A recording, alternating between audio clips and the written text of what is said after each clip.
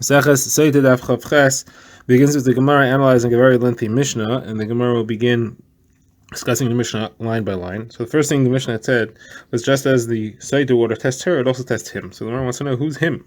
Which him? If you're talking about the husband, so why should it test the husband? The husband didn't do anything wrong. What is there to test him for? And if you want to say that it's testing him to see if he didn't do any other avera, such as if he'd been together with his wife after she became usher to him, and if he had violated that isser, then just like his wife gets punished by the Sotah water, he will as well.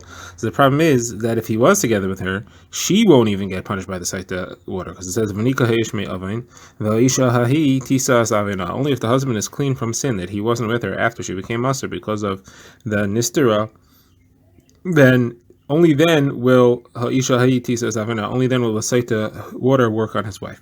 So if he was with her, it's not going to work not on her and not on him. So that's not what it's referring to. So what then does it mean? Someone says, well, maybe it refers to the boel, it refers to the man that she was with. The problem is that if so, it should say so. It should say the boel. Why does it just say her and him? Later in the Mishnah, we say the boel. So the Gemara answers, it's a stylistic thing. In the beginning, we said just like it tests her, so therefore we also concluded with it also tests him. Later, when we said that it's usher to the husband, she becomes usher to the husband, there we said it's usher to the boel. Baal is the term boel follows Baal, but Osa follows Oso. Okay, next Gemara moves on and it introduces a question. The next thing that the Mishnah had said was that you learn from the drasha where it says Ba'u Uva'u, you learn that it tests both of them. So the question is, what do we mean by Ba'u Uva'u? What is the drasha? The drasha is from the fact that it says an extra Vav, Uva'u. The drasha is the repetition that it says Ba'u twice. So the Gemara says, well, let's look at the next line where we have a drasha from Nitma v'Nitma. Over there we have a drasha, and over there we could say that just like over there it's because of the extra vav. So here also it's probably because of the extra vav. Someone says, hold on a second, how do you know that there's because of the extra vav? Maybe there it's because the word nitma appears twice. So the Gemara says, no, that can't be. Because Rebbe there makes the same drasha from the fact that nitma appears twice, and he says so explicitly. So Rebbe Akiva, who's the first opinion, must be saying because of the extra vav. And therefore, Dasar Rebbe Akiva, they are saying because of the extra vav. In the case of Ubo, who's also saying because of the extra vav. So you end up with the machlekes between Rebbe Akiva and Rebbe.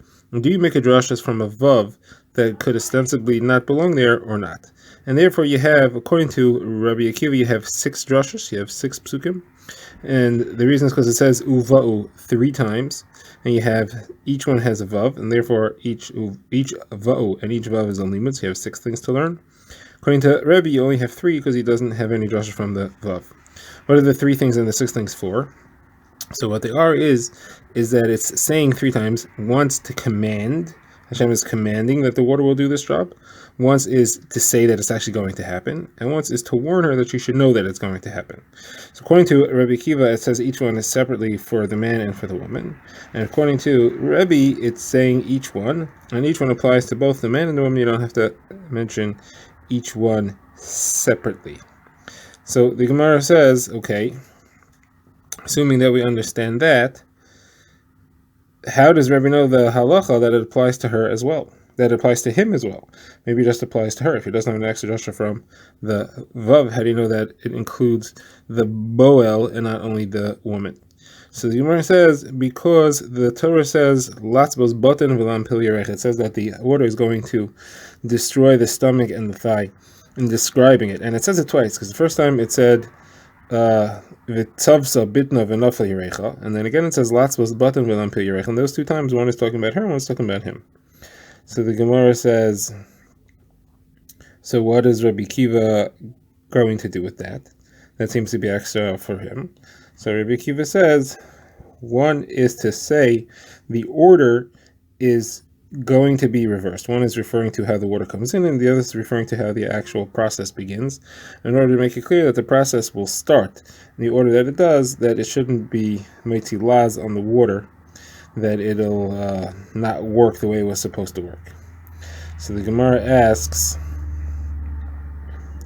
if that's the case, what is the other Madhyamar? Where does he know that from? So the Gemara says, because he agrees with that. That drasha is correct.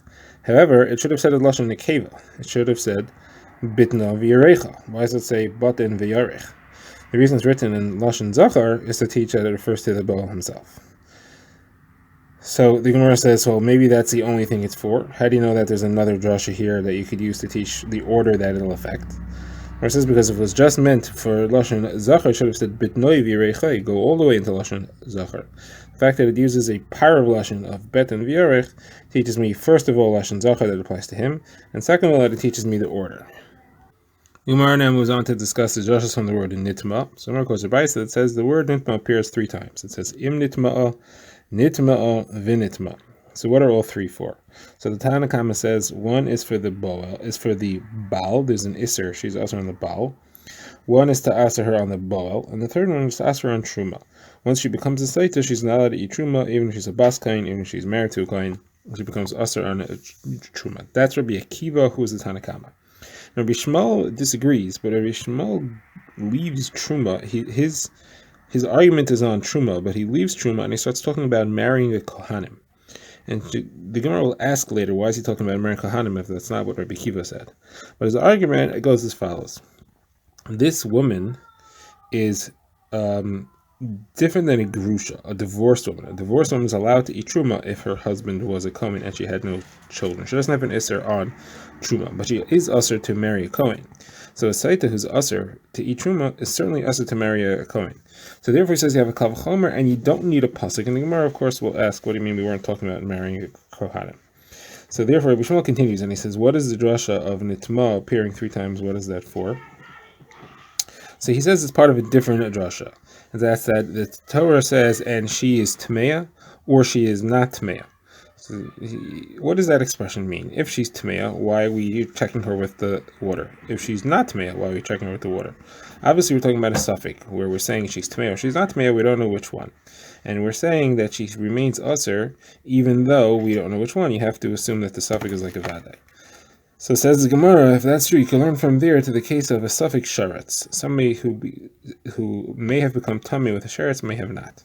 Now, the sheretz is much stricter than this case, because over here, if she would be an einis or a shegeg, we'd say it was not a problem, if she was forced, or if she made a mistake. A sheretz, though, if he becomes tummy but einis or shegeg, it makes no difference, he's tummy. The same way. That's not an issue. So therefore, the sheretz is stricter. So here, if a suffix goes l'chumrah, then a sheretz also, a suffix tumma goes l'chumrah. Now here, though, we're only talking about in Rishas Yachid, because stira, the being secluded, has to be in Rishas Yachid. There is no stira in Rishas Harabim. So therefore, you can only say that suffix tumma is tamei, suffix sheretz is tamei in a Rishas Yachid. Here also we're talking about where there's a person who's asking if she's tummy or not. There's a person who's what's called yesh beidas lishal. He can discuss it. So therefore, the suffix tumma could also only be talking about a person who has that suffix. So from there we learn that something that could ask in Rosh Yachid is tamei, Rosh Hashanah is tahar. Something which can't ask, whether it's in Rosh Yachid or in Rosh Hashanah, is going to be tahar misafik.